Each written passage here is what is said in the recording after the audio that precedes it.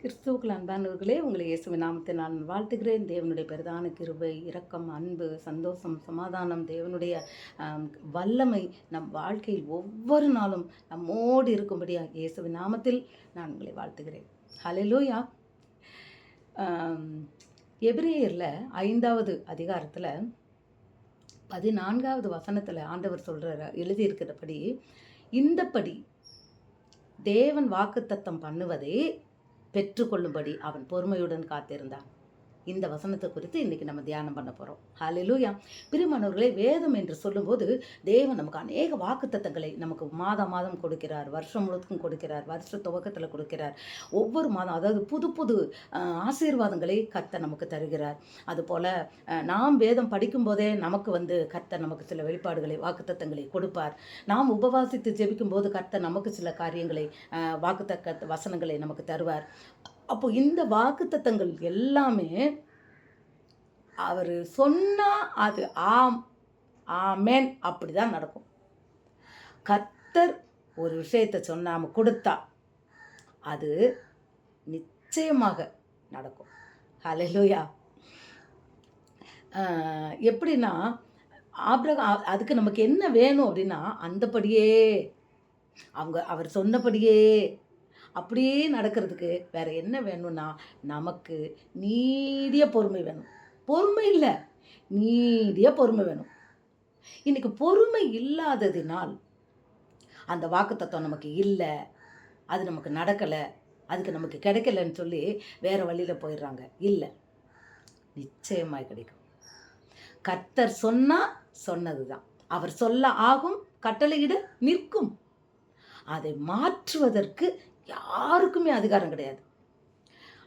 இது யாரை பற்றி அந்தப்படியேன்னு வருதுன்னா, ஆபிரகாமுக்கு ஆண்டவர் சொன்னபடியே அவர் சொல்கிறார், உன்னை நான் பெருகவே பெருக பண்ணுவேன், பெருகவே பெருக பண்ணுவேன்னு சொல்லி, இன்னும் ஒரு சின்ன ஒரு குழந்தை கூட எத்தனை வருஷம், 25 வருஷமாக குழந்தை இல்லை, பெருகவே பெருக பண்ணுவேன்ட்டு கூட்டிகிட்டு வந்து 25 வருஷம் ஆச்சு.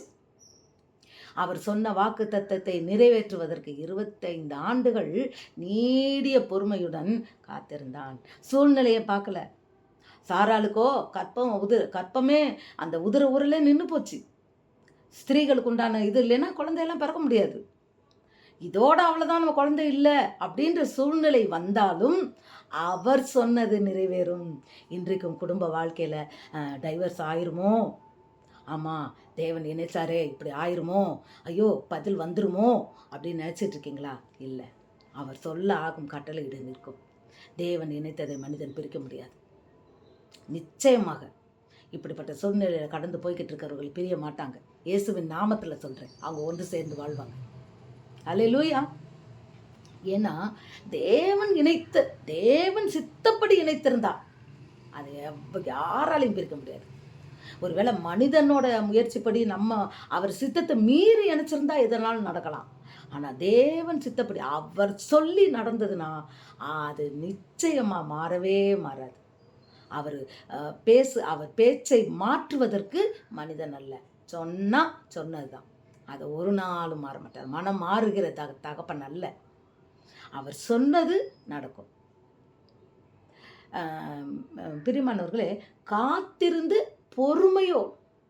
நீடிய பொறுமையோடு. சில பெண்களுக்கு குடும்பத்தில் பொறுமை கிடையாது. நீடிய பொறுமை எப்படி வரும்? டக்கு டக்கு டக்கு டக்குன்னு பதில் பேசிடுறாங்க. அதுதான் குடும்பத்தில் பிரச்சனை வருது. பிரச்சனை பிசாசு கொண்டு வரான். அந்த பிரச்சனையே பெரிய பிரச்சனையாக மாறிடுது. ஆனால் ஆண்டவர் ஆரம்பத்தில் கணவன் மனைவி இணைத்திருப்பது அவங்களை கொண்டு தேவன் அவருடைய சித்தம் செய்வதற்காக இணைச்சிருப்பார். ஆனால் அது தெரியாதபடிக்கு பிசாசானவன் இந்த குடும்பத்தை பிரிக்க வருவான். தேவனுடைய சமூகத்தில் அவர் சொன்னது நிறைவேறும்படியா நாம் நீடிய பொறுமையோடு காத்திருக்கும் போது அது அப்படியே நிறைவேறும். ஆபிரகாமுக்கு நிறைவேறினது போல் இன்றைக்கி நம்மெல்லாம் பாருங்கள், ஆபிரகாமின் சந்ததி அது எப்படி இருக்குன்னா பெஸ்ட்டாக இருக்கும். ரொம்ப நாள் லேட் ஆகுதா? கவலைப்படாதீங்க. ஆண்டவர் சொல்லி இவ்வளோ நாள் ஆகுதே, கவலைப்படாதீங்க. நீண்ட நாள் காத்திருப்பது இருதயத்தை இழைக்க பண்ணுமா, இருதயம் சோர்ந்து போயிடும், இழைச்சி போயிடும். ஆனால் விரும்பினது வரும்போதோ ஜீவ விருட்சத்தை போல இருக்கும். ஆபிரகாம் சாராளுக்கு அந்த குழந்தை பிறந்திருக்கத்துல எவ்வளவு சந்தோஷம் இருக்கும். 25 வருஷமா உத்தரவு நின்றுச்சு. அவன் சொல்கிறான், அவர் தூதர் சொல்கிறாரு, அடுத்த உற்பவ கட்ட காலத்தில் நீ கையில் ஒரு குழந்தைய வச்சிருப்பேன்னு. அப்போ அவள் சிரிக்கிறா. எப்படி நடக்கும்?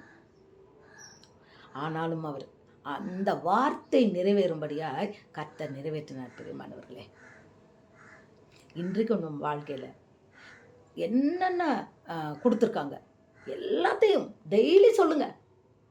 நெத்தம் அந்த வாக்குத்தத்தத்தை சுதந்திரித்து சொல்லுங்க. அது தேவன் உங்களுக்கு கையெழுத்து போட்டு கொடுத்த பிளாங்க் செக். அதில் என்ன வசனமோ, இப்போ எத்தனை ரூபான்னு எழுதியிருப்பாங்க. இப்போ ஒரு செக் இருக்குதுன்னு வச்சுக்கோங்களேன், அந்த செக்கில் எவ்வளவு அமௌண்ட்டுன்னு எழுதியிருப்பாங்க. இந்த ஆண்டவர் கொடுத்த இந்த வாக்குத்தத்த வசனத்தை ஒரு செக்குன்னு வச்சுக்கிட்டா அதில் வசனத்தை எழுதியிருப்பார். எழுதி சும்மா கொடுக்க மாட்டார். கையெழுத்து போலன்னா அது நடக்காது. ஆண்டவர் கையெழுத்து முத்திரை போட்டிருக்கிறார், நமக்குன்னு கொடுத்துருக்கிறார். இந்த இதெல்லாம் 1 மாதம் 2 மாதம் 3 நாளில் செல்லாமல் போயிடும் இல்லையா? ஆனால் ஆண்டவர் கொடுத்தது செல்லாமலே போகாது. எத்தனை வருடங்கள் ஆனாலும் அது நிறைவேறியே தீரும். நீங்கள் பொறுமையாக காத்திருந்தா எப்போ வேணால் அந்த ஆசீர்வாதம் வரும். இப்போ ஒரு செக்கு நீங்கள் போடுறீங்க, எப்போ வேணால் எடுத்துக்கிங்கன்னா நம்ம என்ன செய்வோம்? பொறுமையாக காத்திருப்போம். அது மாறாது. ஏன்னா கொடுத்தது யாரு? ஆண்டவர்ல. வானத்தை பூமியை உண்டாக்கின சிருஷ்டிகர்ல. எப்படி மாறும்? அவர் மாற்ற மாட்டார். அவர் கொடுத்தது தான், அதை திருப்பி எடுக்கவும் மாட்டார். அந்த வாக்குத்தத்தத்தை நாம் தான் மறந்துடுறோம். செக்கை தொலைச்சிட்டீங்க, எப்படி போய் எடுப்பீங்க?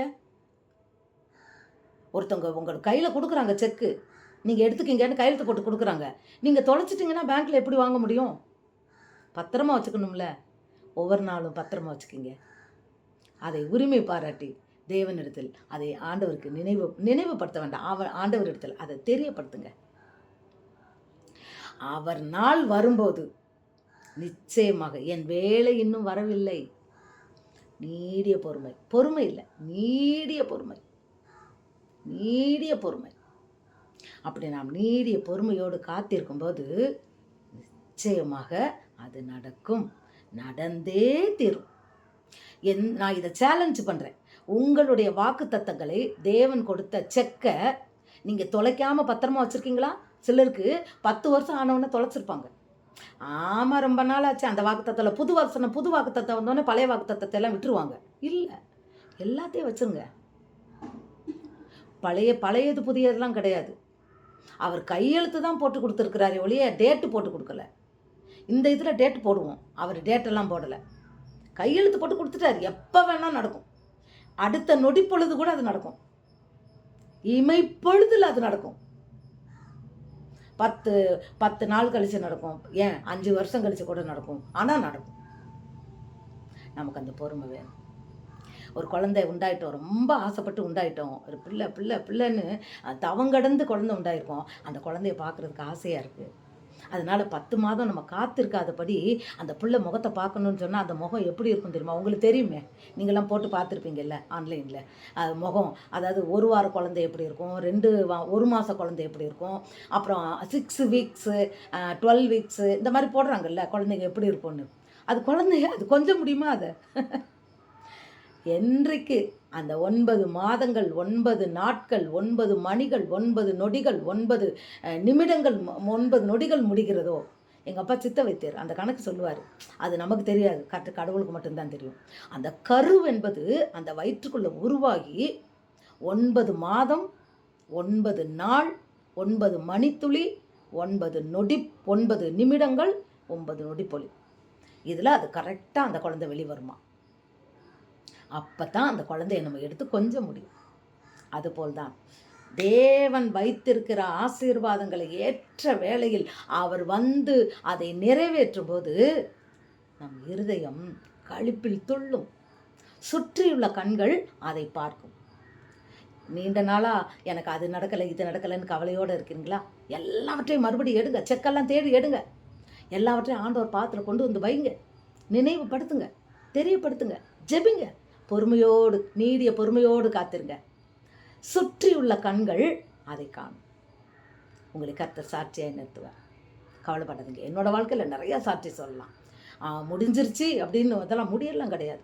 ஆண்டவர் சொன்னது நடத்துவார். அவர் பெரியவர். வாக்குத்தத்தத்தை நாம் பெற்றுக்கொள்வதற்கு நீடிய பொறுமையோடு காத்திருந்து நாம் அதை பெற்றுக்கொள்வோமா? நிச்சயமாக கர்த்தர் நம்மை உயர்த்துவார். God plus.